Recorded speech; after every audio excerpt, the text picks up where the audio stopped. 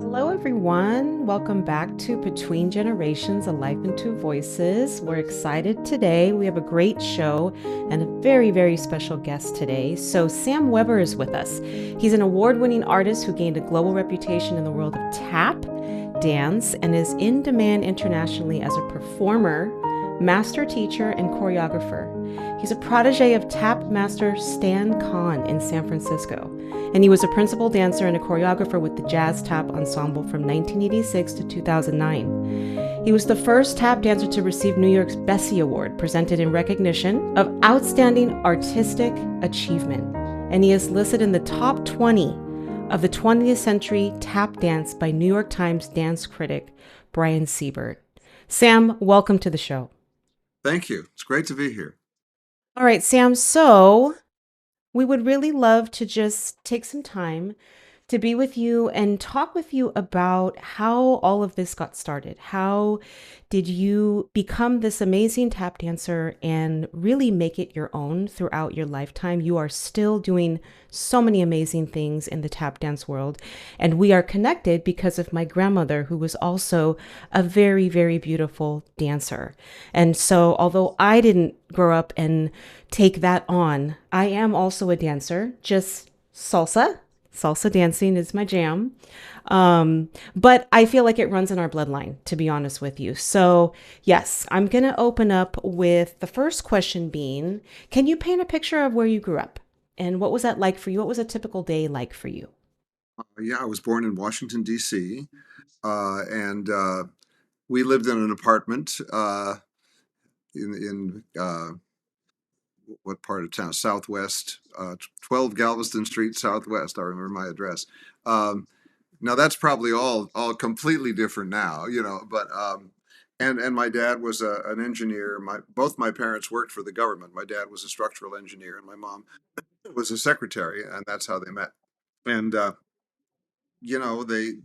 a typical day was as a little kid was I would just go out and and play outside the apartment, find other kids in the neighborhood, and we would play together and stuff. And so there was a recreation center in the neighborhood, and it wasn't unusual in those days for parents to give kids tap dance lessons because tap was still popular at the time.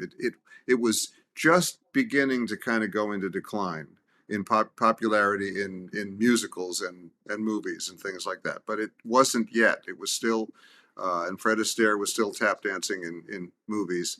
And so a lot of I had friends who started tap dancing too, but they didn't stay with it, and I did. But the thing about my parents was, a lot of parents drop their kids off at dance lessons, and it's kind of like babysitting, and to give them some free time for a moment. They drop the kids off at the dance studio, and they're not really so interested in the quality of the training. But my parents were really interested in things like that. If I was going to do something, it had to be good. So they looked around for good teachers, and I can remember coming back from this rec center that was in the neighborhood with my mom, and I guess I had tried a tap class. I was like 3 or something. I mean, I was pretty young. And I just remember her saying, "Well, I guess we won't be going back there." And so I guess she didn't like what was going on there.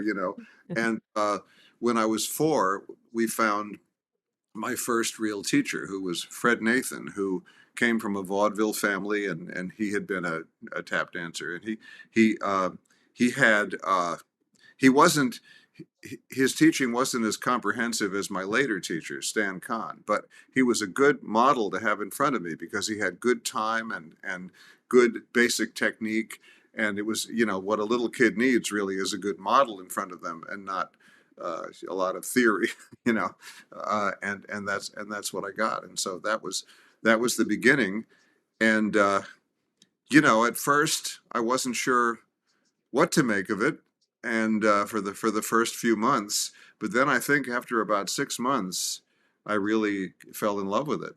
And I found that uh, I discovered something. So I often tell this story. I used to tell this story like this was the big breakthrough for me in tap dancing.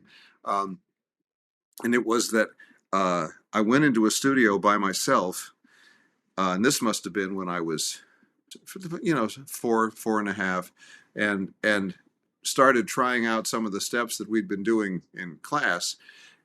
What I realized later, it was like this magical moment where suddenly I just understood everything. That was my perception as a little kid. Later on, when I got older, I realized that what was going on was that my teacher used to break things down at such a slow tempo that you couldn't feel the pulse anymore. He would break it down so slowly that for a little kid it was just too abstract. You couldn't feel it anymore. So when I got into this room by myself, I started practicing the steps at a tempo where I could feel the time, you see. And then suddenly I felt how the steps felt and how they worked. And after that, I think what I did was I always would speed up the step in my mind so that I could understand what the tempo. So it really wasn't a magical moment exactly. It was simply that the tempo had been too slow. But that was just the big breakthrough for me. And after that, I just loved tap dancing. And other parents would say to my mom, how do you get your son to practice? Because we can't get our son to practice, and she would say, I can't get him to stop. So it was the Wow. That is beautiful. And the one thing that stands out for me in that is that you literally made it your own as a child. You didn't realize it at the time, but you knew that you needed to finesse it to fit you and how you translated the learning. Because for salsa dancing, it is important to break things down very slowly for people so that they can understand the rhythm of the music with the steps before you actually find your bodily style, right? Your own translation of what the music is doing for you. And for tap, it is, I think, a pretty speedy dance. I mean, your feet are moving, right? But pretty quickly. So I think that's just beautiful that like it is magical because you were definitely meant to do that for sure. And so you kind of touched a little bit, but do you remember your first tap class, your first performance? Like what stands out in your memory now? I know there are old photographs of the first performance, you know, but I don't remember much about it. Um, what I remember are classes more, and practicing more. It was kind of like just the performance aspect that then wasn't so important to me. It was just the dancing. And in fact, you were speaking of, you know, what got me into tap dancing. I had never seen tap dancing until I started. So I hadn't watched movies and seen people tap dance on television or anything like that. I started doing it before I saw anybody professional. So my first experience was just me doing it, and then I would see people on TV and say, "Oh, they're doing the same thing I'm doing," but it didn't go the way it does for some kids. They see that and then they want to do it, you know. Yeah. Um, so I'm sorry. What was your question? I think I got off track. Yeah, well, you kind of answered it. Yeah, like just what stood out in your memory about either a performance or just, your first stages of learning this dance. And I think that's beautiful, actually, that you say that it wasn't that you had this memory of some famous dancer.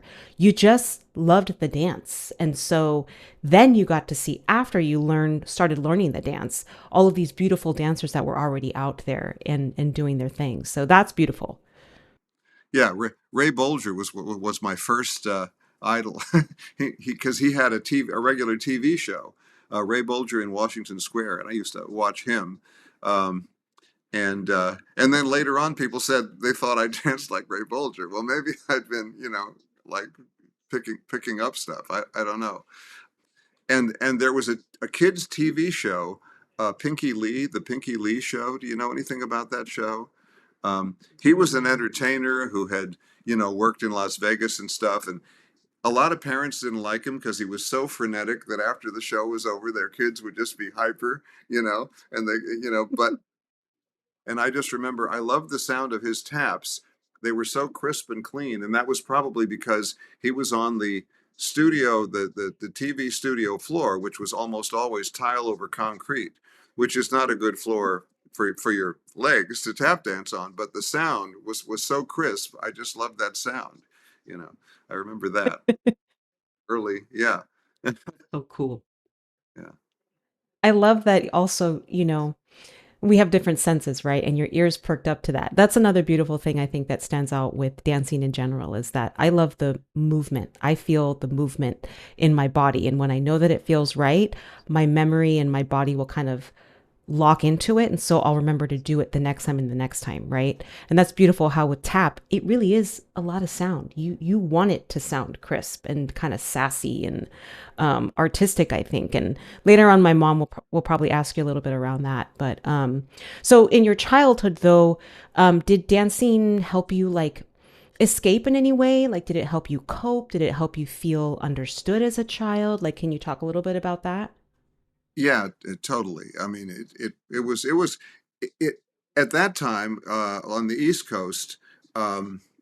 It it already was, it was, but it became my refuge later on because, when we moved to California, then, I was like the new kid in school, and that was awkward and uncomfortable, but like we had already discovered Stan Kahn and Mason Kahn Dance Studios in San Francisco, and you know, that was just, the training there was really comprehensive. I mean, I could see by the more advanced people, how good the training was, and I was really excited about being there. And that was kind of like my refuge. Going to the studio was just the place I identified with more than school, more than my friends in my neighborhood in Lafayette. We were living in Lafayette in the East Bay, and I was commuting into the city. You know, it kind of reminds me of that song from A Chorus Line, the show A Chorus Line, and there's that number. Yeah. Everything was beautiful at the ballet, where the she sings about how her home life wasn't that great, but going to the studio, that was like a magical place. Yeah, it was. I think it often is for a lot of dancers. Wow, that's It's it, beautiful. it's interesting too, Sam, that you didn't you just kept loving it throughout the years. You didn't get bored. You didn't stop. Right. Yeah, I went through kind of an awkward period when I was 13, where my body was changing, and I think the amount of effort that it took to tap dance, I was getting stronger, and it didn't take the same amount of effort, but I found that disconcerting. I found that kind of weird, and it just didn't feel the same. And so there was a little period there where, I wasn't I guess I wasn't sure I wanted to keep on doing it, but I mean, how long did that last? That probably only lasted like a few months, But and then I adjusted, But yeah, Yeah. no, I always wanted to do it. Yeah, yeah. Wow. And then of course Now, I, no, I you're just okay. Keep going. I discovered that, I began to wake up to the fact that tap dancing was no longer popular, because that was starting to happen. By the time I was like 12, I realized nobody's tap dancing on Broadway. In Fred Astaire's later films, he didn't tap dance. I mean, nobody wanted to be considered old fashioned, and tap dance was like, considered old fashioned, which is kind of, it's partly because it was so popular for a while. I think it was like the latest thing. It was the thing everybody wanted to do. If you did a musical, you had to have tap dancing in it, and then suddenly that was all, you know, considered a thing of the past. And so that's when I realized I had to really start getting serious about the other things I was taking, jazz and taking ballet. At Mason Kahn, they wanted you to take everything, which at first I was reluctant to do, but they sold it to me by saying you need these things to make you a better tap dancer. And I thought, make be a better tap dancer. Okay, so that's why I did it. But then I realized, no, maybe I'm not going to be doing much tap at all. If I get into show business, I'm just going to be doing these other things, and I'll have an opportunity to tap dance once in a while.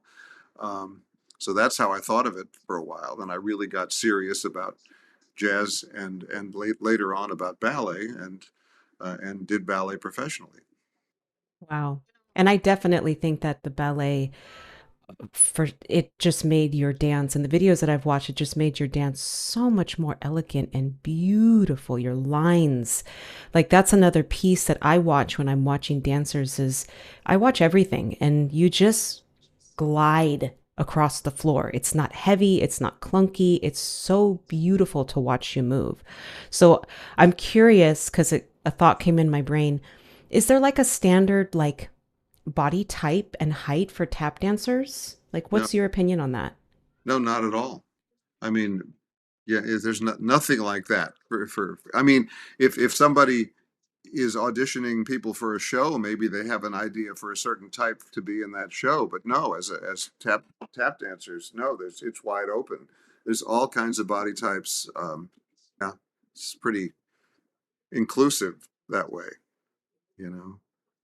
Yeah, at one time, maybe in the heyday of Hollywood musicals, you had to have like, you had to have like a showgirl kind of figure, or like Yeah. look the part of, a show person. But today, tap dance has come back as a musical form, and it's really closely connected to jazz music and improvisational music and that kind of thing.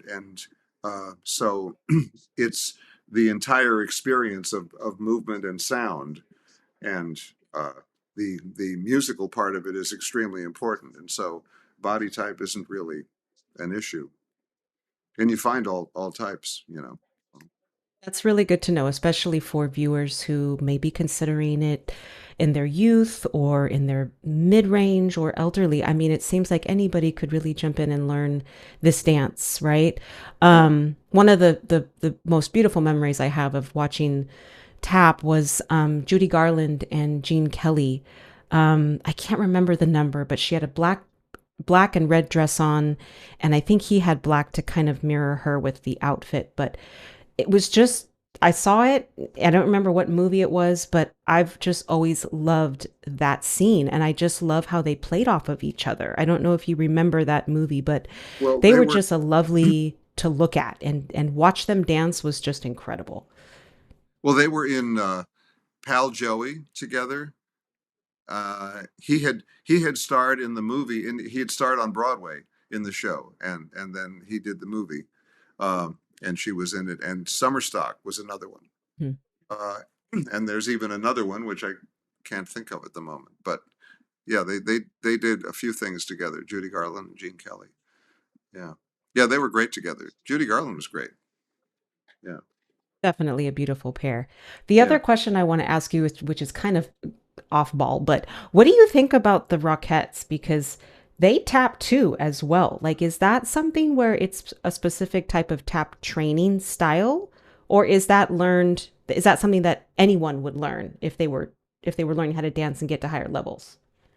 Yeah, I think the tap that they're doing, they do a lot of the style of tap they do is usually more in the buck and wing style. So it's very much on the balls of their feet, and they do you know time steps and uh, maxi forwards and things like that.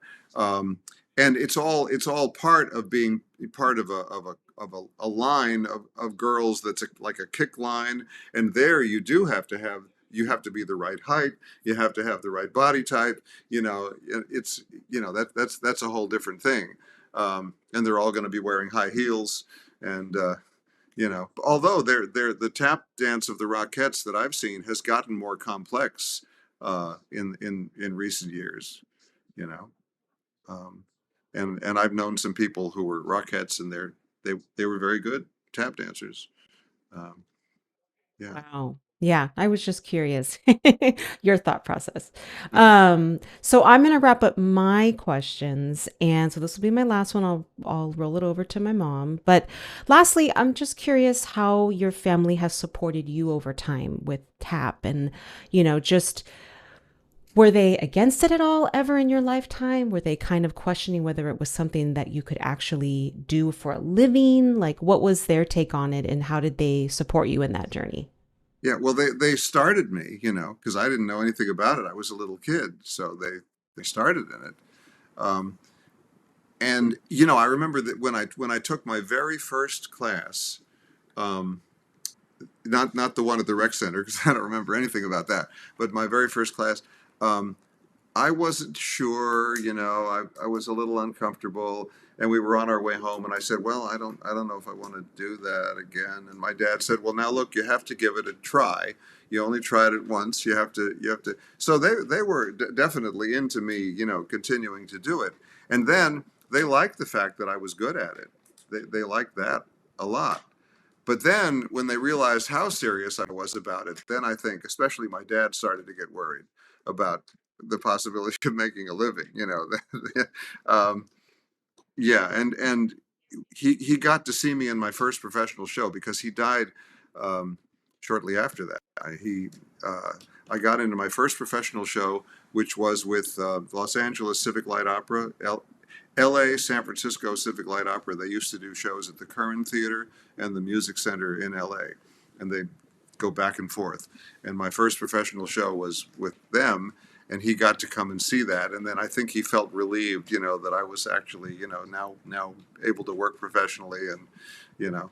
And then what I didn't know was when I went off to do that show was that he'd been diagnosed with pancreatic cancer, and so when that the show ended in September, he died the next month, and I was 18. So you know, and then but and my mom, she loved the fact that I was a good dancer and able to able to work, and yeah, so nobody was against it. Nobody was trying to, you know.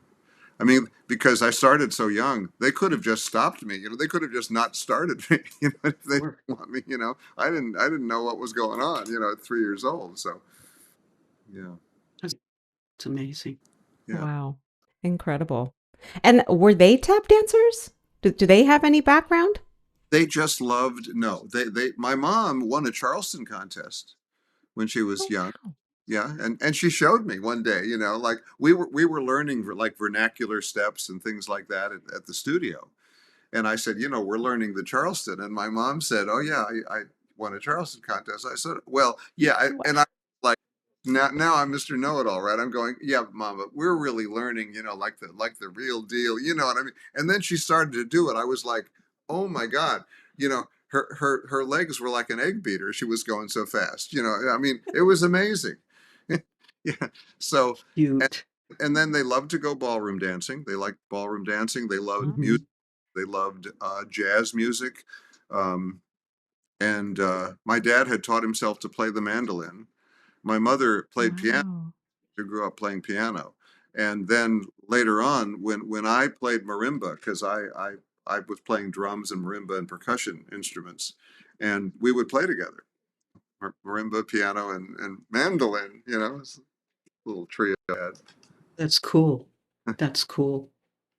Wow. So I'd like to go back real quick if I can ask you, Sam, about the complexities of um, the dancers. What did you mention, Natalie? The About like the dancers. body type, Hmm. if there was a No, body it type. was the Broadway dancers. Uh, What were their names? We just talked about them. the Rockettes.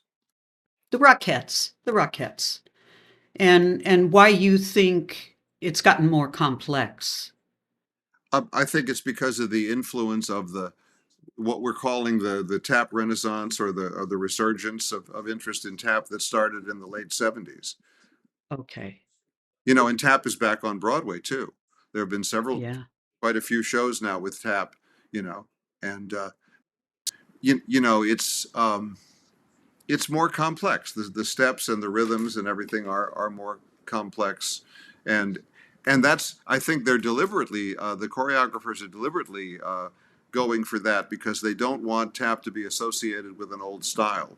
Because in the popular mind, a lot of people still talk about how tap dance died out and and that it's no longer popular. That's not true, but the public consciousness hasn't caught up with the reality yet. People are still thinking, oh yeah, tap's gone, but it isn't. and so they want to sort of highlight the new complexity of it in Broadway shows to make sure people know that. I think even in shows that are period shows like Funny Girl and The Great Gatsby, you know, the tap dance that's in those shows isn't really in the style that, you know, the Funny Girl, the show takes place in the 1920s. They wouldn't have been tap dancing the way they are in the show today in the 1920s. But I don't think they want to go back to the Yeah. 1920s in that style, you know. Yeah. A more modern dance woven, more modern dance, and maybe the steps have been modernized too, so it's more up to date, is what you're It's saying. more rhythmically complex. Yeah. And technically too. Yeah. Yeah, You know, interesting. I have mixed feelings about that because I like to see a show from that period done in the style of that period. Yes. If I'd been choreographing it, I would have gone for the style of that period. You know, that would have been the first thing, you know. But I understand why it wasn't done that way. Because it seems like every time tap has been brought back in a show on Broadway, it's brought back in an old style, which reinforces the idea that it's an old thing. And so they don't want to do that anymore, you know, because it's, And interesting that you mentioned that actually the rhythm has become more complex. Yes, the genres of music have become more complex, which means there's more Exactly. instruments, there's more layering, and there's different types of instruments that you can really play off of, right? In tap, my thought process goes towards that. But now we're phasing into the second half of the conversation where we're going to talk a little bit more about tap. So I'm going to turn it over to my mom so she can get us started with what is tap? So, Sam, how did you first fall in love with tap and what kept you committed over time? well, that experience that I had in the studio really when I was a little kid was the first thing that, you know, it was that combination of feeling the movement and hearing the sound, that combination of the movement and the sound and the way it felt. That was it. That was what was magical for me. I don't think just movement would have done it. It was the combination of the movement and the sound, and just sound wouldn't have done it either. It was that, you know, kind of like floating over the floor kind of feeling, you know. Um, that's it. It's a very simple thing, Wow. but really it's you know very powerful. Yeah, very Yeah. powerful.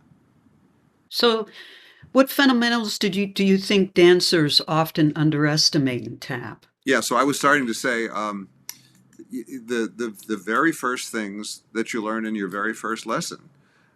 I think they want to move on to more advanced things too soon because those very first things that you learn, how to transfer your weight quickly and how the legs move the feet, you know, that's those are the most important things, and those are the things that I see people have trouble with, even at an advanced level. When you have trouble with something, technically, those are the things that you're going to have trouble with.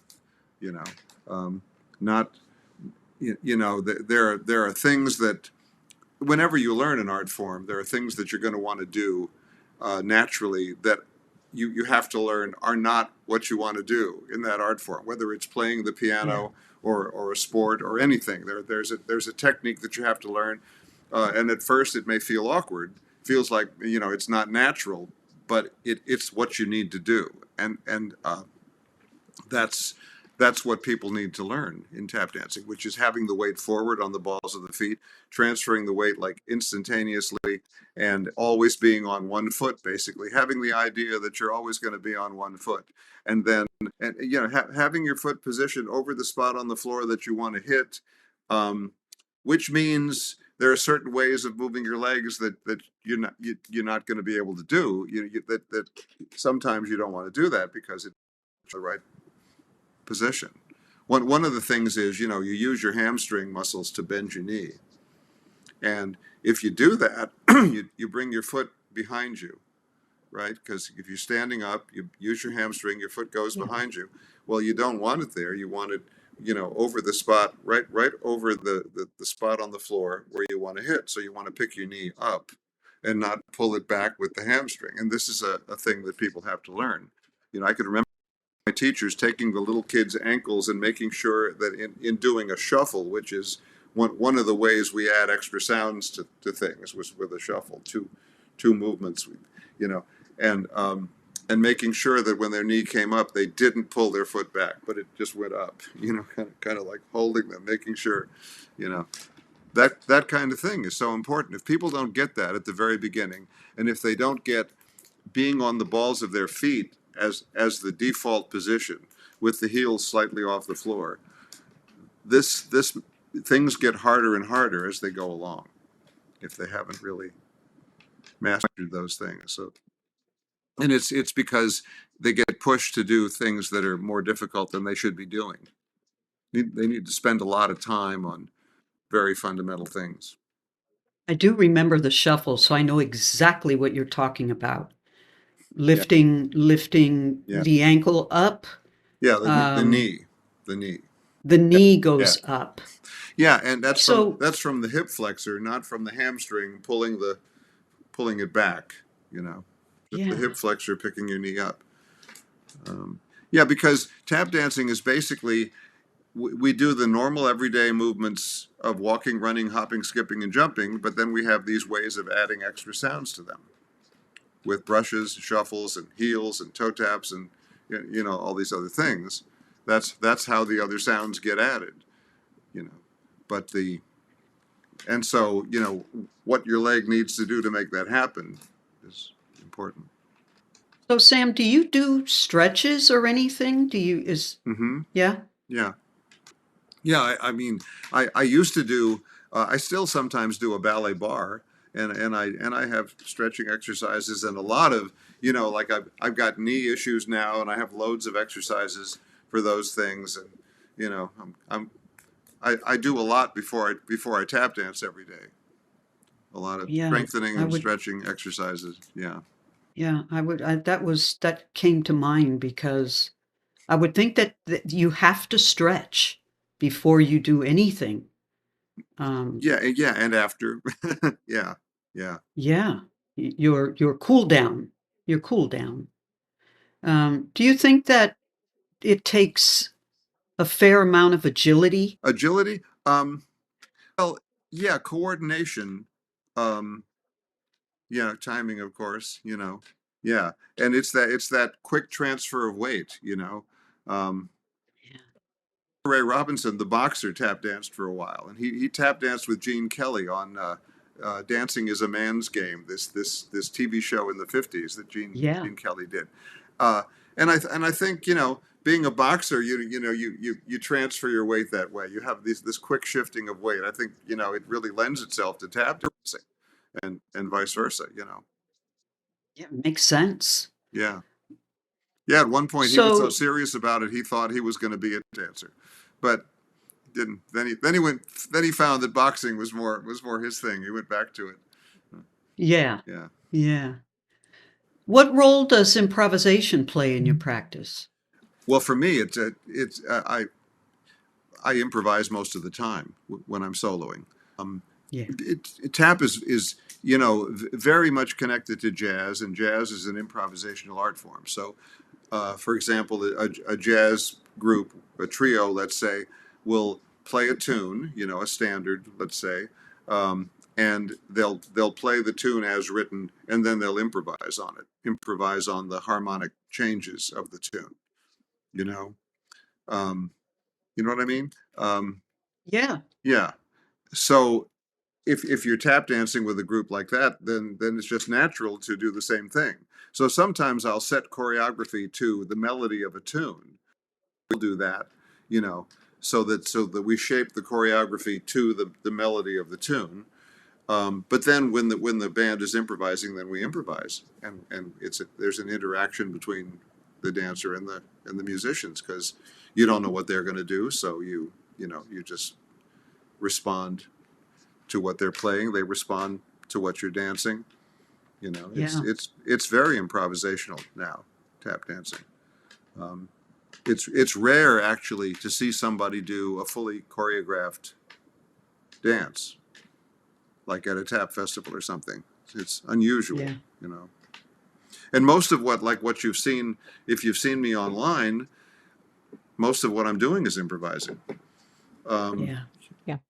yeah, except there's that one piece to that Bach concerto that yeah, that's fully choreographed. That's completely choreographed. But everything else has improvisation in it. Yeah. I think Yeah. singers do that too, and the band will follow the singer, Mm-hmm. the Yeah. vocalist. Yeah. Yeah. And So, improvisation wasn't part of tap dancing so much uh, in the heyday of musicals because it was all choreographed in yeah choreography was just you know they didn't want to take a chance on somebody improvising on film when they were spending a lot of money to make a musical. They want the number to be sure. you know to be something that they could do if they had to shoot it again, that it would be exactly the same way every single time, it would and reliable. And so improvisation wasn't so much a part of it, you know. And people at that time weren't really, most people weren't really trained to improvise. They weren't really necessarily encouraged to improvise, and that started to change. I think it would have changed a lot when bebop became popular in jazz, and there were some tap dancers like Baby Lawrence who tap danced to that kind of music, but that was all. And Fred Astaire probably would have too, but that was the time when tap dancing was waning in popularity. So instead of going in that direction, all the tap dancers went in the direction of not tap dancing anymore, you know, and Yeah. doing jazz dancing and other things. Otherwise, I think that would have happened sooner. Oh. So then how do you train your ears as much as your feet? And we probably touched on this a little bit earlier, but let's hear it from the expert Yeah, here. yeah. That has to go right along. I mean, that's it's like learning a musical instrument. I mean, you know you're learning what to do with your fingers on the piano, and obviously you're learning you're using your ears at the exact same time. It's all part of one process. So and tap dancers should learn a little bit of music theory when when when they're learning the Sure. especially the rhythmic part of music theory. You know, the different divisions of the beat, you know, quarter notes, eighth notes, 16th notes, triplets, you know, and count. They should learn to count rhythms. Um, Yeah. and even it's helpful to learn to read and write music a little bit too. I mean, the more you learn about music theory, the better. You know, I think tap dancers should Sure. learn that. You know, um, my teacher Stan Kahn invented a notation system. Maybe you know about it from your from your grandmother from Lupe, because Burl Davis used it, and she was taking classes from him, and he was a student of Stan Kahn. And when you use that notation, you have to write in the rhythm, or it makes no sense to write the step without writing in the rhythm, right? So then you need to learn how to count and so on, you know. So something like that is really good. Yeah. Yeah. Yeah. I was with Burl for a short stint of time. I was taking lessons, vocal lessons from a woman in Oakland, Judy Davis, Yes, I know with that. and she said, "Listen, you need to go to Burl." Well, this was before my mom had hooked up with him, and they threw me into this jazz class, and I was green, like, so it was really interesting. And later on, anyway, my mom went down and said, "You don't do that. You do not throw somebody green in a jazz class and have them just try to keep up." And he had said to my mom later on, "Your daughter cannot dance." It's like, I can move, but that was Burl. He was just blunt and bold. And he was right at the time. I was like looking around and what I was placed into would have taken me years to get, to become where they were. Yeah. So here I am looking around like, a deer in headlights. But anyway, in my defense, I think I would have become quite a pretty good dancer had I started from, the very Well, fundamentals of they dancing sounds at like that they point. threw you into a class that was too fast for you. I mean, instead of a beginning class. Yeah, it Well, was too yeah, that's not a advanced. good idea. Yeah, Yeah, yeah, yeah. wow. So, but yeah, but anyway, so then what exercises helped you most in developing speed and precision? Um, being on the balls of the feet. I sound like a broken record. I'm always saying this stuff. But yeah, having the weight on the balls of the feet and so the single most important technical thing is transferring your weight instantly. And you see people in the beginning, and if you tell them to transfer their weight instantly, like take a step, they'll put one foot down next to the other foot on the floor and then pick the other foot up. But it shouldn't be like that. It should be that there's never 2 feet on the floor. Not 2 feet, 1 foot, 2 feet, 1 foot, but one, right? And just getting the hang of that takes some time, but it's the most important thing because then that frees your other foot to do whatever it's going to do. And you're always tell people you're always going to be on one foot. And if that habit isn't formed early, it really interferes as the more advanced the more you start to do advanced material, the harder it gets. And your time suffers because there's that little delay, just that little bit, that the time starts to drag. So you slow down a little bit, you speed up to compensate for that, you slow down a little bit, and then your time isn't steady. And if that goes on for too long, then the student can't really, their ear adjusts and they can't really hear very well that their time isn't so good. I've heard violinists talk about this too, that if a beginning violin student isn't taught to have a pure sound, a pure tone, that if that Yeah. goes on too long, and it may be technical, the reason that they don't have a pure tone, but if that goes on too long, their ear adjusts and they can no longer hear that the tone isn't, and then that's kind of, they're kind of ruined unless they really want to work hard to fix that. Yeah, I would think that things are going to be mechanical in the beginning for a first time tap dancer. So everything is going to be mechanical, and then either you're well, I don't really know the specifics, but when you're playing music and you're asking them to perform what you've taught them, then there's two things going on. There's mechanically what you've taught them, and then listening, their ear. Every rhythm has an emphasis. It's you're not going to hear rhythms in a monotone. There's always an accent. There's always a stress, and that's Yes. and that's what you Yes. have to hear. You start to hear that, and that's what makes it musical. Because otherwise, it's just some things are slightly louder than other things. Some things, you take longer. Some things are shorter, and this is what makes it musical. So that's what people have to be trained to hear right from the beginning. Stan Kahn was really good about that, you know, em- teaching that emphasis.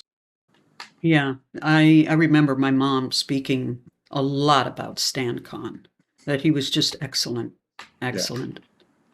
So before we wrap up, do you have a son that dances, or did My daughter, your children? my Your my daughter yeah, does. my daughter, she danced with the Jazz Tap Ensemble for a little while, and Oh, her mom's a ballet cool. dancer, so she's choreographing. She's associate director of Sierra Nevada Ballet now in Reno, Nevada, and she's choreographed a Oh, few cool. a few full length ballets, and she's working on a new production of Peter and the Wolf right now.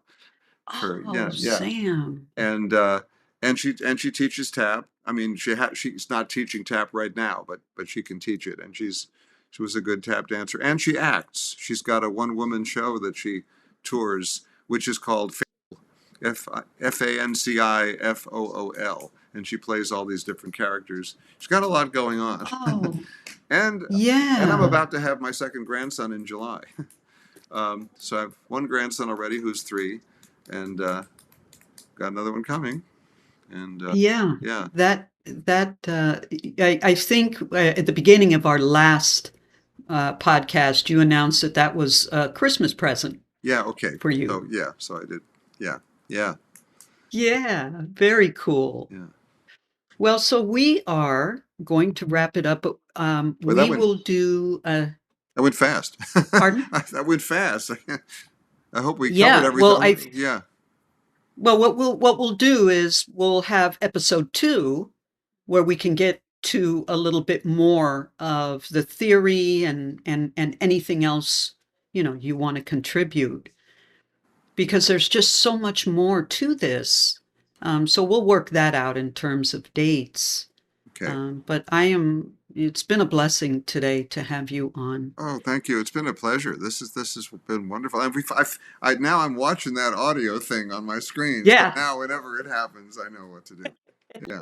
Yeah, Sorry about that. it's good. It's good that everybody, we're just trying to be authentic here. So if something goes wrong, it happens. Yeah. So there it is again. There we are. It's censoring me. It's like, that's enough. Right.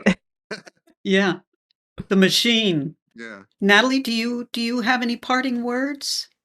Just a special, special thank you. I, of course, am awestruck because I am literally speaking to a legend here and someone who has Yes. fully wrapped themselves around this beautiful expression. So there's so many things that I want to know about tap. So definitely we'll save that for part 2, but a genuine thank you for taking the time just a little piece to just share with the world how much you love tap and how much time you've invested in it. So truly thankful. Thank you. It was a pleasure. It's been a pleasure. Thank you so much. It's been great. And Sam, for viewers or folks out there that are interested that want to get a hold of you, we're going to put the links in the podcast below, so that. And are you teaching beginning tap or? Yeah, I have an advanced beginning class at City Dance in San Francisco. Okay. Beginners with experience. I also do private lessons, but that's my class at City Dance Annex in San Francisco. Okay. Yeah. Okay. Very cool. And for our viewers, if you like this content, please like and subscribe, or actually smash that like button. That would be great. Thank you, everybody, and we will see you soon.